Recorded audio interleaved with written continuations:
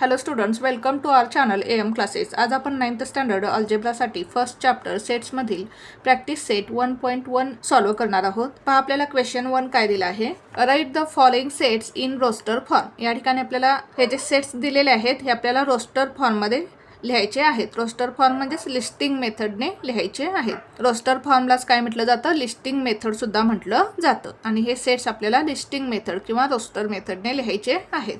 First example काय दिलेलं आहे पहा. Set of even natural numbers. आपल्याला इव्हन नॅचरल नंबर्सचा सेट लिहायचा आहे. आता आपल्याला नॅचरल नंबर्स माहिती आहेत. नॅचरल नंबर्स 1 पासून स्टार्ट होतात. 1 2 3 4 5 6 7 8 9 10 11 12 डॅश डॅश डॅश. हे काय आहेत, नॅचरल नंबर्स आहेत.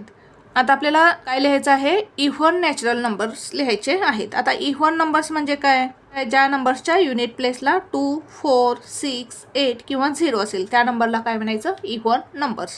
आता मग आपण इव्हन नॅचरल नंबरचा सेट लिहू. सेट हा नेहमी काय करायचा, कॅपिटल लेटरने लिहायचा आहे. A is equal to curly bracket. आता याच्यामधील आपण इव्हन नंबर्स लिहू. काय काय येईल पहा. 2 4 6 8 10 12 हे काय आहेत, इव्हन नंबर्स आहेत. ज्या नंबरच्या युनिट प्लेसला 2 4 6 8 0 हे नंबर असतील त्या नंबरला काय म्हणायचं, इव्हन नंबर्स. मग या ठिकाणी काय काय नंबर्स येतील पहा. 2 4 6 8 10. आता 10च्या युनिट प्लेसला काय आहे, 0 म्हणजेच हा इव्हन नंबर आहे. 12 मध्ये युनिट प्लेसला काय आहे, 2 म्हणजेच हा इव्हन नंबर आहे. डॅश डॅश डॅश हा काय येणार आहे आपला, set of even natural numbers. हे नंबर्स काय असणार आहेत, इन्फिनिटीपर्यंत असणार आहेत. सेकंड एक्झाम्पल सॉल्व्ह करू आपण. सेकंड एक्झाम्पल काय दिलेलं आहे पहा आपल्याला. Set of even prime numbers from 1 to 50. 1 to 50 नंबर्समधील इव्हन प्राईम नंबर्सचा सेट आपल्याला लिहायचा आहे. आता 2 is the only one even prime number. 2 हा एकच इव्हन प्राईम नंबर आहे. 2 is the only one even prime number. 2 हा एकच इव्हन प्राईम नंबर आहे. मग सेट काय येईल पहा. आता सेट आपल्याला कॅपिटल लेटरने इंडिकेट करायचं आहे. आपण A to Z पैकी कोणतंही लेटर यूज करू शकतो. आपण B घेऊ. B is equal to curly bracket. याच्यामध्ये काय येईल, 2, कारण 2 हा एकच इव्हन प्राईम नंबर आहे. थर्ड एक्झाम्पल सॉल्व्ह करू आपण.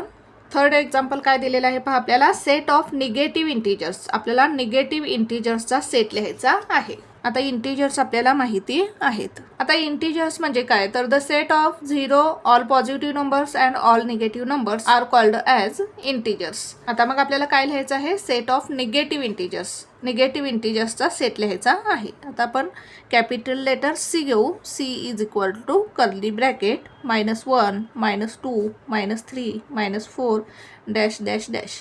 हा काय येईल आपला निगेटिव्ह इंटिजर्सचा सेट. फोर्थ एक्झाम्पल काय दिलेलं आहे. 7 बेसिक साऊंड्स ऑफ अ सरगम. आपल्याला काय लिहायचे आहेत, सरगमचे 7 बेसिक साऊंड्स लिहायचे आहेत.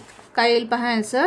सरगमचे 7 बेसिक साऊंड्स कोणते आहेत, सा रे ग म प ध नी.